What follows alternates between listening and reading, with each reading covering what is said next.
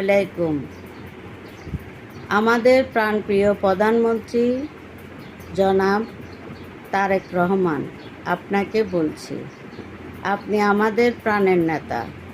অনেক ত্যাগ তিতিক্ষার মধ্য দিয়ে আপনাকে আমরা বাংলাদেশের প্রধানমন্ত্রী হিসেবে দেখছি।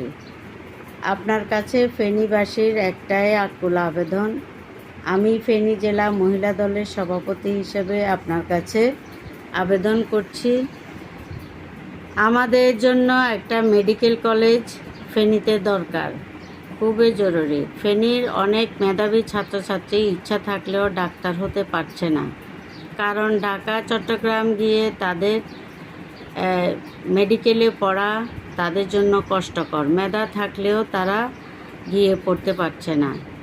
এই কথা চিন্তা করে আপনি আপনার নানার বাড়িকে একটা উপহার দিবেন। ইনশাআল্লাহ এই আশা করছি একটা মেডিকেল কলেজ আমরা পাব। আমরা আপনার কাছে আশাবাদী, আমরা আশাহত হতে চাই না। দোয়া করি আপনার জন্য, আপনি ফেনীর মানুষের জন্য, ফেনীর মানুষের প্রাণের দাবি একটা মেডিকেল কলেজ, এই কাজটুকু করবেন ইনশাআল্লাহ। আপনার জন্য দোয়া রইল।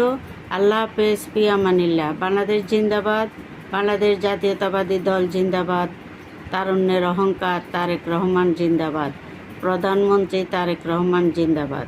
আল্লাহ হাফেজ।